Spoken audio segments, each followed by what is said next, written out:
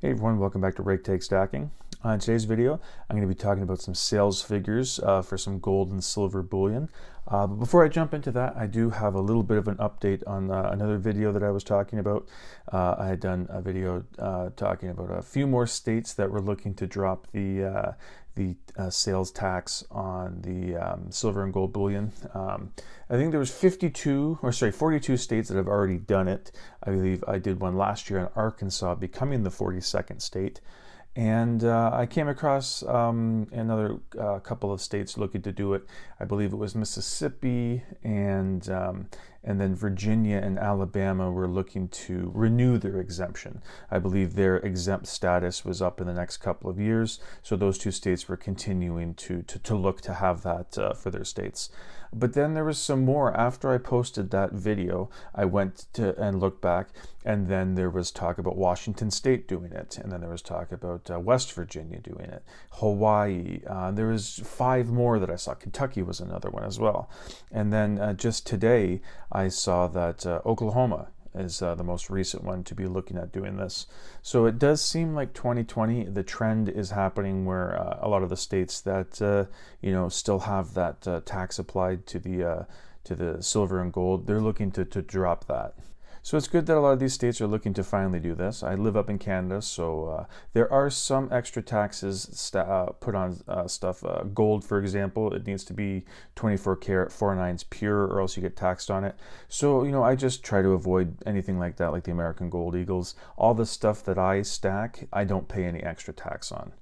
And I've talked with a bunch of people in the comments talking about the threshold they need to reach, or they're going to be charged like 7% for theirs, or if they're living in a state that just doesn't have it at all. I have spoken with some people that live in the states that are looking to get this done, and they are quite happy with it. And it makes sense for the states, especially if it's quite a small state, and especially with Tennessee, it borders so many other states. I think it borders 6 other states. It's pretty easy for them to just jump over to whichever state doesn't have the taxes on silver and gold and just spend their money there. So it's going to keep a lot more money in state for people that are looking to pick up their precious metals if they get rid of that tax. But anyways, as I said, that was just a little update on a previous video. Today, I want to be talking about the gold and silver sales from this particular country, and that is Australia. And I don't want to confuse anyone here. I'm just showing this coin because it shows the country of Australia. They're actually going through the gold and silver purchases from the Perth Mint, and this one is from the Royal Australian Mint. So this one does not count towards their totals because it's not from the mint that they are talking about. But I just want to show that one because it shows Australia. So I did pick up a couple of kangaroos, just a few 2021 kangaroos to finish off a tube. I have a 2016 kookaburra here. I bought a tube of these koalas. They were on a very good price, so I grabbed 20 of them, and I like that they come in the mint capsule. I've been leaving them in here, and they're kind of buried in my safe, so they don't make it out onto a lot of videos, so I do need to do a better job of that. But I have done a video like this with the US Mint when they released their numbers for 2021. They released it for their silver, gold, platinum, and palladium products. For this, it is just the gold and silver that they're going with. I haven't seen many platinum products or palladium products from the Perth Mint. If they do have some, I just haven't come across it. But yes, this article is going to be going over the gold and silver sales, for which it might quite possibly be my favorite mint just because of the different designs and different things they have.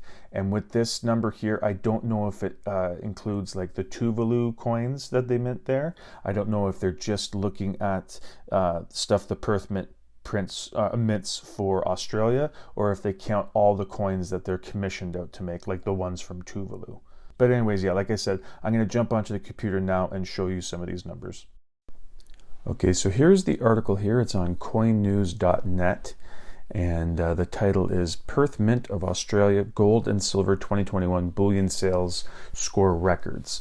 And it says, where is there? Australian bullion sales in December surged for silver products and slowed for gold products, according to the latest figures from the Perth Mint of Australia. And I like the look of these ones. I do like the look of the new kookaburra that they have coming out. This is just the 2021. You saw the 2021 that I had in the little intro at the beginning here. But yeah, I like the mirrored border, like I was saying. But the new kookaburra is definitely something that I'm looking to pick up as well. But yeah, just getting back into the article here. It says, across last year, the Mint's bullion sales sprinted for both gold and silver. Their 2021 annual sales tracked the highest for a year since Coin News started collecting the data in 2013, supported by several high sales months.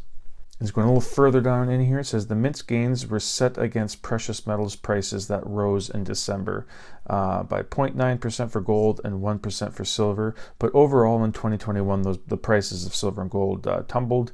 It says, where is it? By 3.5% or 3.8% for gold, and a bigger number here for silver, 12.8% drop for silver over the year. So again, they just go over some of the specifics here for December specifically, and showing the rise of 28% from November into December. And they're actually talking about the best month that the Perth Mint saw was actually in March of 2021.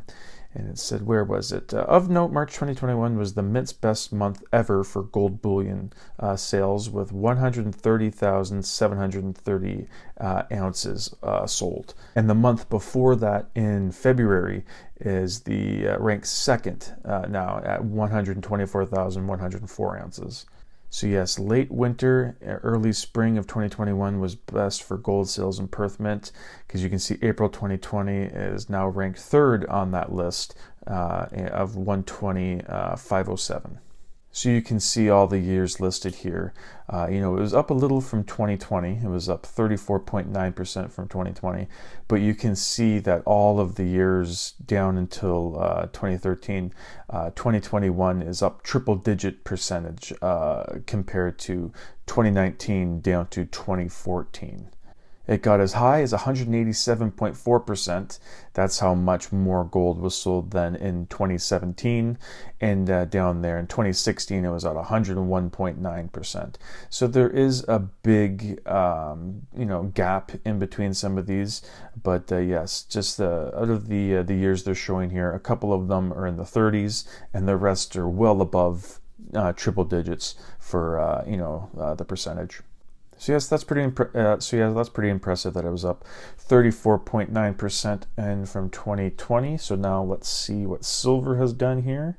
So the Perth Mint December sales totaled 1,733,293, which was up 13.2% from November.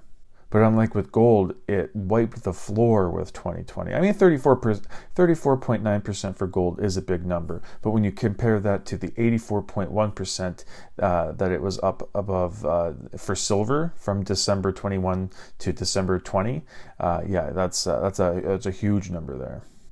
So I think this is a typo because they have 2019 twice, but it's the same list here going down into 2013 because that's where they said that Coin News started keeping their records.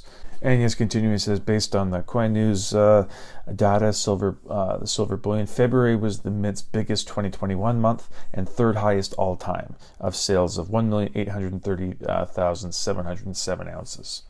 And is that's third compared to September 2005 with 3.3 million, and second to April 2020 at 2.1 million. And then looking at the total for the Perth Mint in 2021, sales came out to 19,091,681 ounces. And year over year, you can see that it was up a little bit from, I'm assuming that's 2020, it's just a typo. It's up 16% from 2020, and then you can see that 65 in 2019, 106.6% in 2018, and then when you get a little bit lower down to 2014 and 2013, you start to see those triple-digit numbers again of 152,000.3 in 04. In 14 and 120.8% in 2013. And then here's a breakdown of the Perth Mint sales by month. They did tell you which ones were the strongest, but here's the exact amount of every month for the year there for gold and silver. But yeah, that was just an article I want to talk about because I did see when the US Mint put out their numbers, their mintage numbers for their gold and silver. I did a video on that one as well. So I thought now that the Perth Mint came up with theirs, I did this one. And if the Royal Canadian Mint comes out with their figures, then I'll be doing a video on that as well. I haven't come across it yet. These Perth Mint numbers I just came across the other day, so I thought I would make a video on it, like I said. So yeah, those are the numbers there for the Perth Mint. Like I said in the intro there, it might be my favorite mint, and they do have really, really cool designs.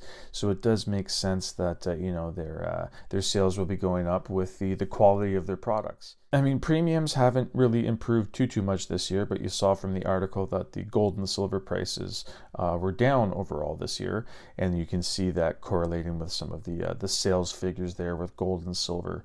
But I'd like to hear what you guys think. If you guys enjoy the Perth Mint products, or if you haven't picked up any. For me, like I said, the kangaroos are nice. They do need to work on their milk spotting issues. This one is relatively unscathed. You can see that there is still a little bit there. But yeah, I don't like the overall design of the kangaroo as much as I would say the older kookaburras or the new style kookaburra. But yeah, like I said, I'd like to hear from you guys. I always enjoy hearing from you guys and striking up or keeping the conversations going in the comments. So yeah, that is it for today's video. Thank you so much for watching, and I hope you come back for the next one. Thank you.